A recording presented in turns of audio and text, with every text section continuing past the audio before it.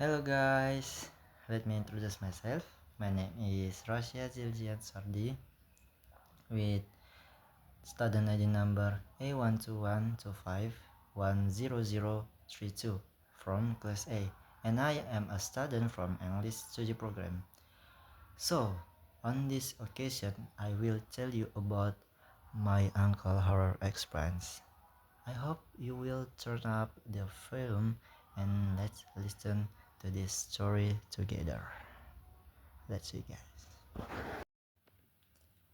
My uncle is the most skeptical person I know. His principle is simple. If he can see it with his own eyes or explain it with logic, it don't exist. That's why, when he tells this story with this voice visibly trembling, I know he isn't making it up. It happened around mid 2024. My uncle was working on a construction project in a remote, mountainous area of central Sulawesi. Since the site was far from the city, he had to rent an old, vacant wooden house owned by a local villager. That afternoon, the atmosphere was actually quite pleasant. A heavy rain had just passed, leaving the air fresh with the strong skin. My uncle sat on the step of the street house, smoking a cigarette, watching the mist slowly descend and swallow the top of the coconut trees.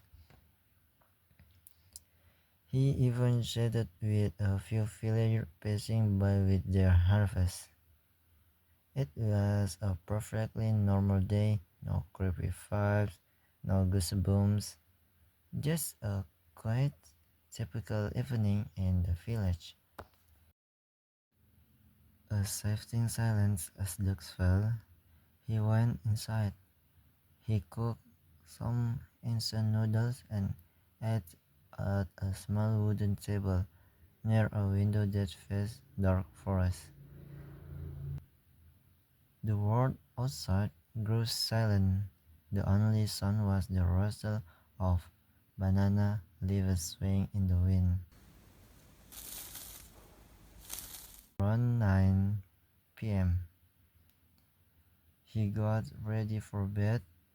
He turned off the main light, leaving only a small dim lamp in the corner of the bedroom. As he lay there, passing out his last cigarette, he heard a sound from the ceiling. His mind remained logical. He thought, probably just a mango falling on the roof, or maybe a shaved cat running across the rafters. He didn't give it a second thought, pulled his blank and closed his eyes. Then the smell hit him. It was a rotting stench like in the movie.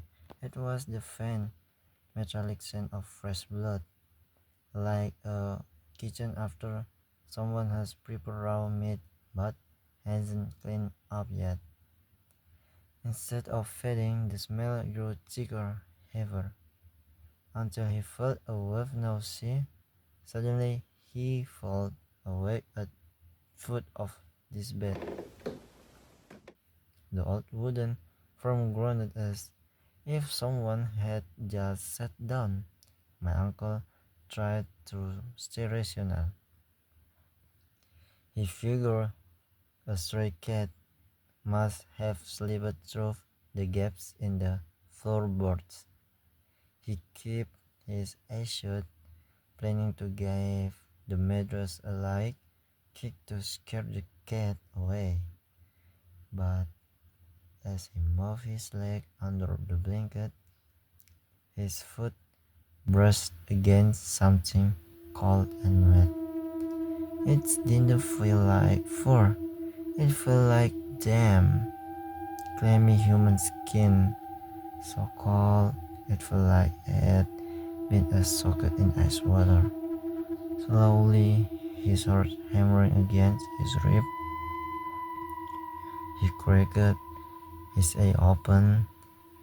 Through the thin white mosquito netting, he saw the silhouette of a figure sitting at the edge of the bed, facing away from him. Her hair was so long it dripped onto the floor, but her body was hauntingly thin, almost as if she were just bones wrapped in pale skin. My uncle bolted upright, cold sweat drenched his shirt. He was too terrified to scream. With trembling hands, he grabbed the flashlight from his bedside table and flicked it on. Empty.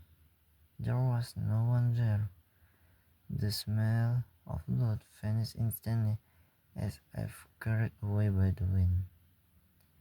The next morning, he came immediately found the landlord to return the keys.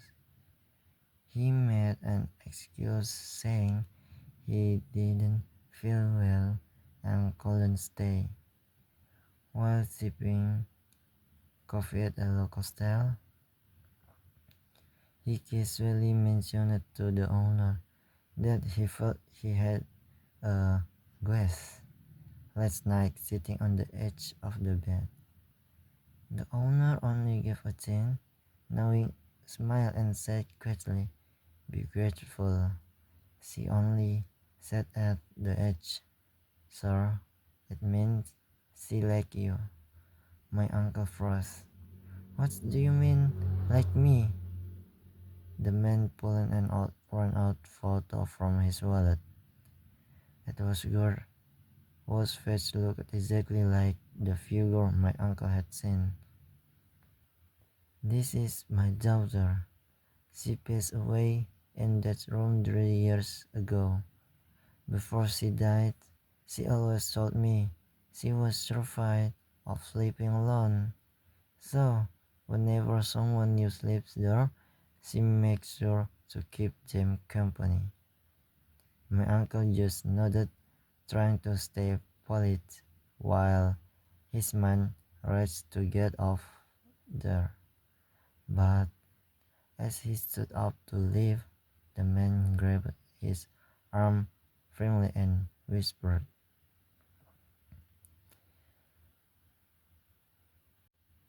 "But there's one strange thing, sir. My daughter died lying on her left side, and this morning, when I went in to tidy up the room, I saw a wet handprint on the pillow right next to yours, exactly where your face would have been while you were sleeping." My uncle realized the one thing that still haunts his dream. That night, that thing didn't sit at the end of the bed. She was lying right next to him, staring into his face all night long. And he only realized it when he looked at that photo and saw her eyes seem to follow him wherever